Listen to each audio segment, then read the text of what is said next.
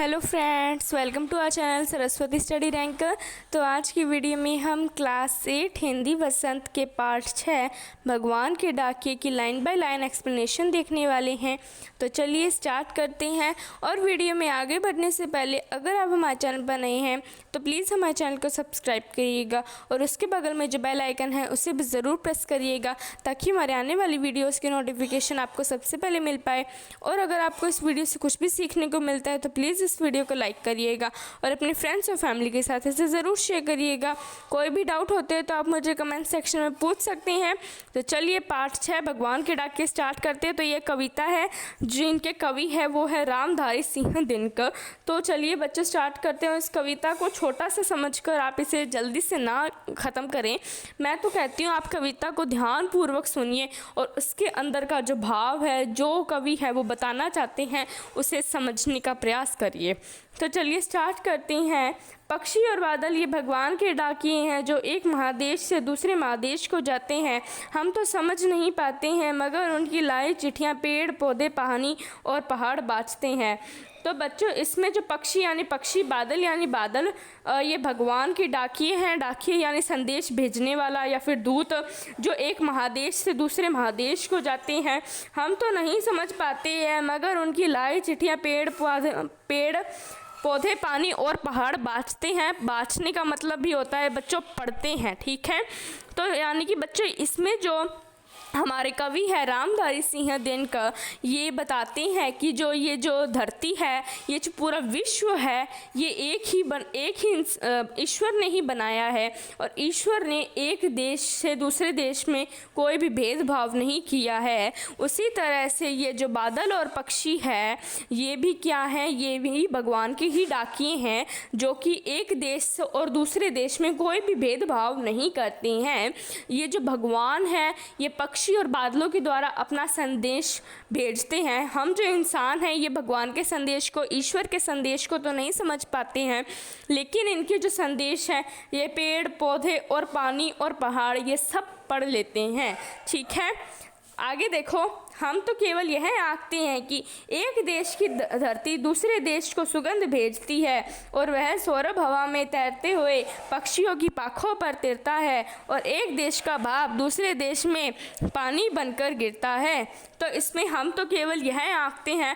आंकने का मतलब होता है अनुमान लगाते हैं, ठीक है, कि एक देश की धरती दूसरे देश को सुगंध भेजती है यानी कि खुशबू भेजती है और वह सौरभ हवा में तैरते हुए, यानी कि सौरभ माने होता है सुगंधित हवा में तैरते हुए पक्षियों की पाखों यानी कि पंख पर तिरता है, ठीक है। ये एक देश का जो भाप है वो दूसरे देश में पानी बनकर गिरता है।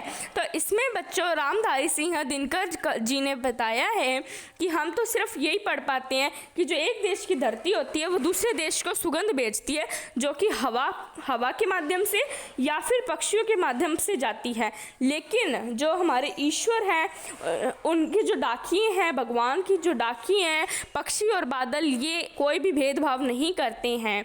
ये पक्षी क्या करते हैं, एक देश की सुगंध अपने पाँखों पर लेते हैं और दूसरे देश तक फैलाते जाते हैं हवा के माध्यम से, ठीक है। और ये जो बादल हैं ये किस पर तैरते हैं, ये हवा में तैरते हैं। और जो पक्षी है वो अपने पंखों में तैरते हैं, अपने पंखों पर तैरते हैं हवा में, ठीक है बच्चों। या इस पाठ में बच्चों इस कविता में जो कवि है वो बताते हैं कि जब भगवान है या फिर उनके जो डाकिये हैं, जो प्रकृति है, वो जब भेदभाव नहीं करती है एक देश और दूसरे देश में, तो ये मनुष्य है ये क्यों इतना भेदभाव करता है।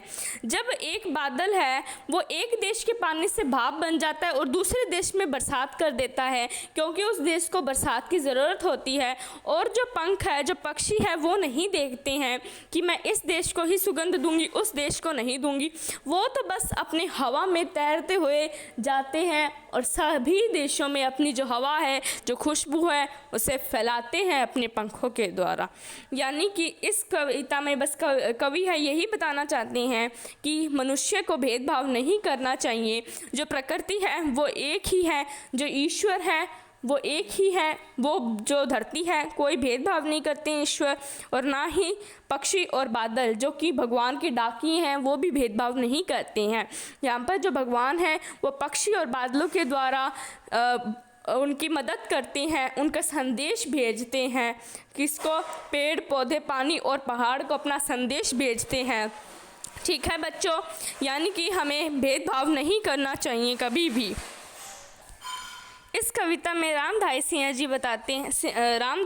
दिनकर जी बताते हैं कि जो पक्षी और बादल हैं ये भगवान के भेजे गए ही संदेश भेजते हैं ये, ठीक है, जो कि को कभी भी भेदभाव न करने का संदेश भेजते हैं। ये जो पक्षी और बादल हैं ये कभी भी भेदभाव नहीं करते हैं। ठीक उसी प्रकार एक मनुष्य को भी कभी भी एक दूसरे में भेदभाव नहीं करना चाहिए।